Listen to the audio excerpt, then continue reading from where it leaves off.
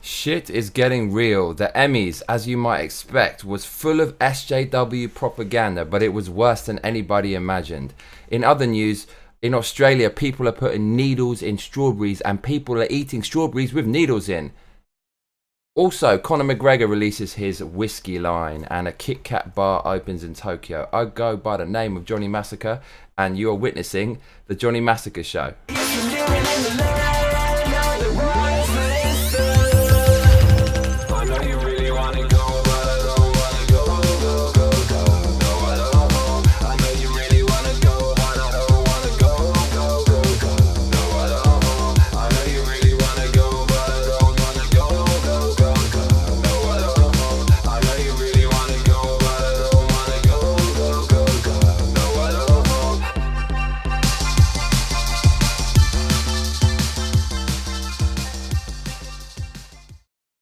Covering ridiculous news around the world and in Japan. That's what you get on the Johnny Massacre Show. There's a lot of fake news on here, I have to warn you, but I will correct myself. If I perpetrate fake news, I will admit it if someone points it out in the comments. So just be warned, spot the fake news. That's what I'm famous for.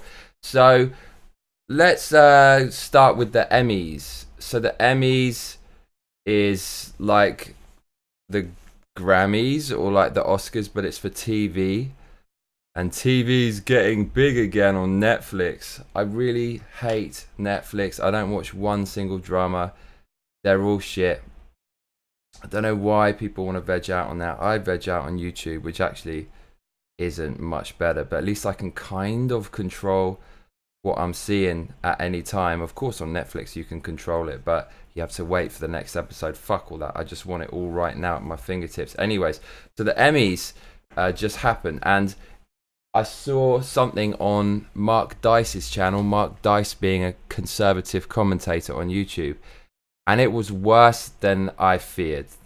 They are doubling, tripling, quadrupling down on gender politics over in Hollywood. What is wrong with these people? Apparently they said the word diversity 1,000 times. As soon as you hear the word diversity, don't be fooled. These are good people, they're for diversity. It's just a code word for far left liberal ideology, which is infecting the media right now. So I want to show you two things from the Emmys that pretty much sum up how shit they were. So first of all, you know something's fucked up where if you reverse the roles, there'd be an outrage. Let's have a look at this, shall we?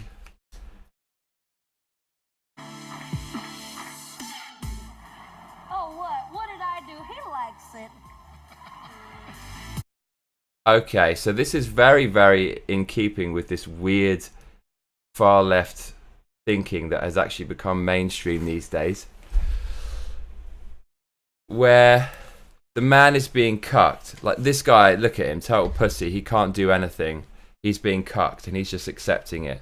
So liberal people want to emasculate men, and I'm sorry, but I like being a man. I don't want to be a pussy like this guy. And also, she's joking about the Me Too movement where women are getting groped and masturbated on and stuff. But okay, that's cool. It's not really that funny, but there's nothing really wrong with that. A joke is a joke.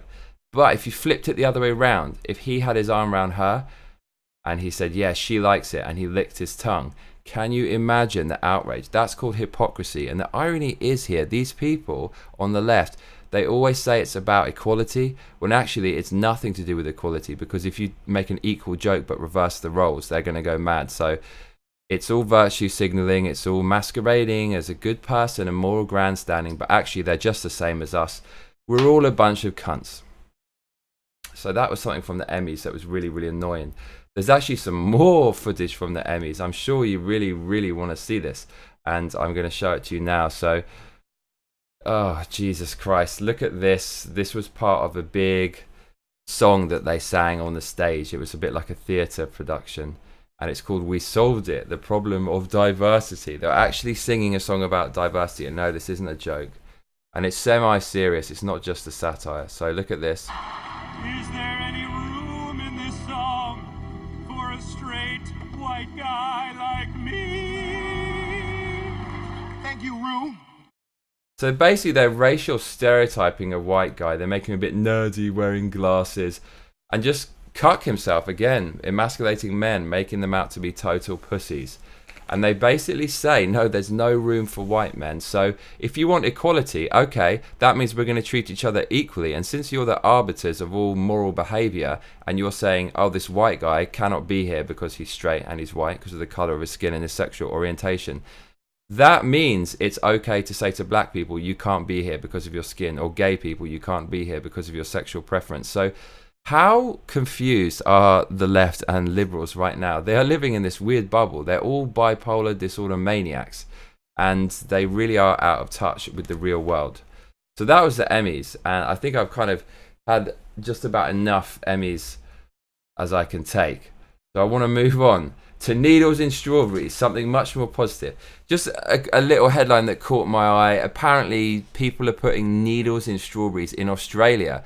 Surprise, surprise, mate. Here, have a strawberry. Oh, mate, this strawberry looks delicious. What's in this? Oh, no, it's a needle, mate.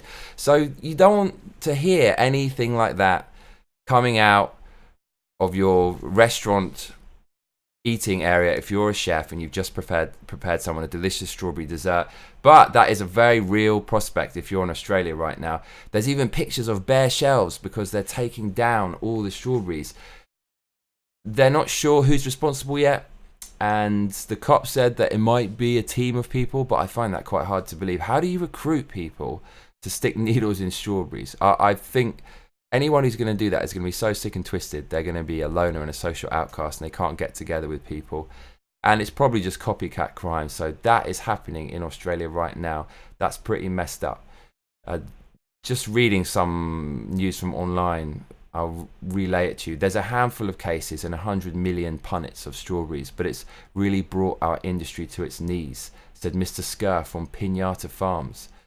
So, yeah, I mean, even if there's a tiny, tiny, tiny chance of having a needle in a strawberry, people are not going to go for it, because seeing the images online with needles sticking out of strawberries is kind of horrifying. So that's some messed up news. In other news, Conor McGregor, one of my heroes, the UFC fighter, he is releasing his own brand of whiskey, and this is kind of interesting because he's been trying to release it for 2 fucking years, so it actually looks a bit pathetic. He's a little bit late in releasing this whiskey. He tried to name drop it after his loss to Floyd Mayweather, so if he had beaten Floyd Mayweather, the promotions would have been amazing for his whiskey. And it's taken 2 years, and he lost a copyright application last month, I believe, because there was a rival whiskey brewer, and the person running that, known as Seamus O'Hara, he objected to McGregor Sports' application. And O'Hara was successful in his attempt to block McGregor's application. And so now McGregor is not calling his whiskey Notorious Whiskey, which is very easy to remember, and it just looked right because it's related to his brand and his character. He's calling it Proper 12, which is such a weird name because proper is more London Cockney kind of thing. It's proper, mate. So it's not really an Irish word, and it doesn't relate to his character or his brand at all. You know, they didn't use one of his catchphrases or anything, probably because it's not right for the brand. You can't call your whiskey Red Panty Night, for example, which is one of his catchphrases, but still, Proper 12 just doesn't mean anything, and it needs explaining, whereas Notorious, there was no introduction necessary. I always think you can tell a product's not going to be good when you need some instructions to explain why you should like it or what it means or how significant it is. It really should speak for itself. So Conor McGregor has released his whiskey, and this is about 2 weeks before the biggest fight of his career with Khabib Nurmagomedov. Can't even pronounce his name, but Khabib, and he's releasing whiskey. I'm not saying that McGregor is neglecting his training or anything, but yeah, maybe after the fight would have been a better idea. If you win it, then that would be a great time to announce it, like you tried to when you lost to Floyd Mayweather. So Conor McGregor has released his whiskey. In other news, there is a KitKat bar that has opened in Tokyo. So KitKat's out here, as you probably know. The flavour is always changing. Where to get the interestingly flavoured KitKats? Well, from airports, because they know everyone going back is going to buy a box for a family member. It's such an easy gift to blow someone's mind with. I've never quite seen joy etched upon a face as I have when I looked at my mother's on various Christmases when I gave her an exotic box of KitKat flavors. Mums love these things. And so, yeah, it's kind of relevant news that there's a KitKat bar opening in Tokyo. But yeah, that is the headline. KitKat bar opens in Tokyo, serves new Japanese umeshu plum sake KitKats with cocktail pairings. I think this is a bit niche for Western news. No one knows what umeshu is. Do you know what umeshu is? If you don't, it's plum liqueur. When I used to eat sugary stuff, I used to love umeshu. It's so ridiculously sweet, and they put ice in it. It's very, very tasty. If you've got a sweet tooth, it is a heavenly drink. And it's made with the Japanese plum or the Japanese apricot, known in Japanese as the umeboshi. It's a salty plum or a sour plum. If you eat it for the first time, you might spit it out. It's a very acquired taste. You usually get them inside or with a rice ball and maybe with some shiso herb. I can't remember what shiso is in English. You can actually get it in the West. But anyways, this exotic plum is also paired with exotic things. But the alcohol they make from it is very delicious. I think because the sugar, I'd like to say it's natural. They probably add a shitload of sugar to it, to be fair. But it just has this kind of natural quality to it. And now you can get that flavor in a KitKat. So unfortunately, this news isn't as exciting or interesting as I first thought. This is the KitKat bar, and it doesn't really look like it has anything to do with KitKat at all. It just looks like some public space that they've rented with their advertising budget. Then Nestle chucks a couple of packets of umeshu KitKat in there. This pop-up was open a week before this KitKat release, so apparently it's in stores as of today, Tuesday. And there you have Nakata, the famous or legendary Japanese footballer, promoting the umeshu brewery that's partnered up with Nestle and this iteration of their KitKat. It's all very fancy. There's just money everywhere. Look at these lovely new sake glasses, or what would you call them? Glasses, yeah, Milano sake glasses, whatever that means, made by an esteemed ceramicist. So it's all very fancy. Nestle just throwing money at this in order to generate a news piece, which now I'm reading to you. Now you know about this KitKat. And this is funny, look. You got all this fancy stuff, this fancy venue, this fancy booze, and this pikey KitKat on a silver platter. You can't really dress it up. Whatever chemicals you put in there to make it taste like Japanese plum liqueur, it's still nothing more than shit on a stick, really, when you think about it. No nutrition in there at all. Just people are addicted to sugar, and sugar's bad. I think sugar's bad. So there, yeah, a KitKat bar has opened in Tokyo. Be closing today. So some pointless random news for you, and I know that's why you tune in, and I know you love it. I know you love it. Me too. So I think now I want to talk a little bit about my life.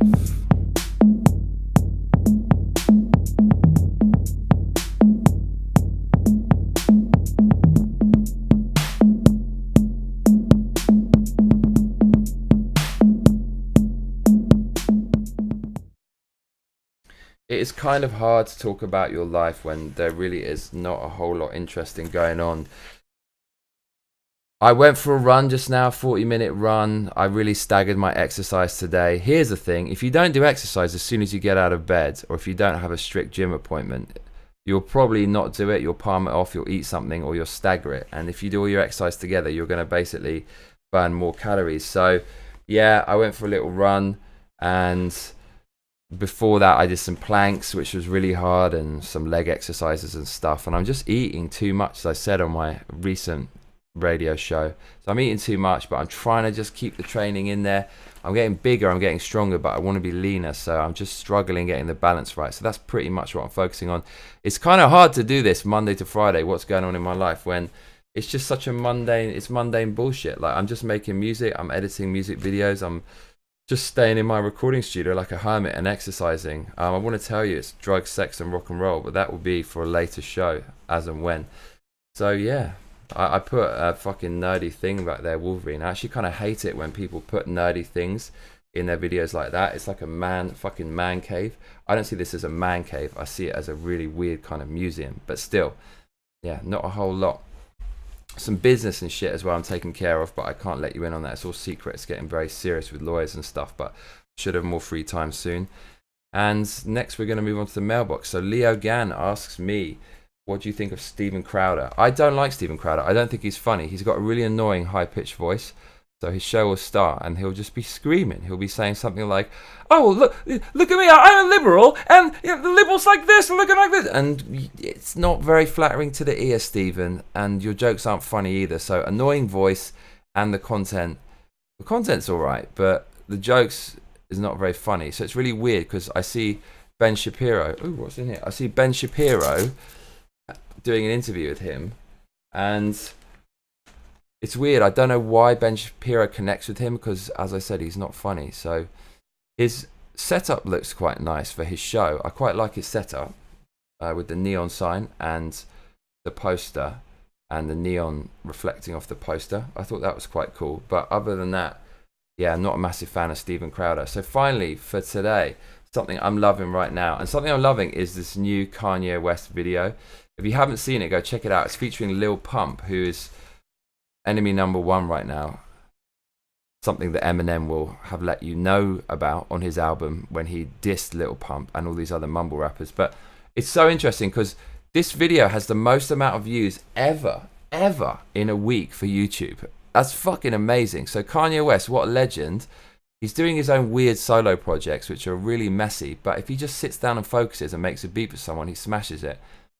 And Lil Pump, as Eminem says, he's got no lyrics, and luckily he's relegated to just a little chorus. He doesn't even say anything. It's weird. These people are just influencers. They're just famous because they're like the everyman in school, the everyman who is cool, who dyes his hair and is a little bit wild and crazy, does some drugs and alcohol. He's such a bad man. These people, everyone loves them, and these rappers, because it's so bedroom quality, it makes people feel close to them, whereas the typical rock stars so far away you can't relate to them. These kind of new rock stars like Lil Pump, they feel like just the everyman in school who's kind of cool that maybe one day you could be. And so he's featuring on Kanye West just because he's an influencer, just because of the name, not because of the talent. And if they replaced him, it would have been a classic. The beat's amazing by Kanye, the video is awesome, and Kanye's performance with the weird faces he does, it's a little bit reminiscent of some of the styles pioneered by the legendary hip-hop music video director Hype Williams. So just go watch it for the video and listen to it as well, because Kanye's all over it, and Kanye's rap is taking the piss. That's why he's not a liberal, because the stuff he comes out and says is just nuts. So that's something I'm really liking right now. And that about wraps it up. I went by the name of Johnny Massacre. You've been witnessing the Johnny Massacre Show. See you on the next one.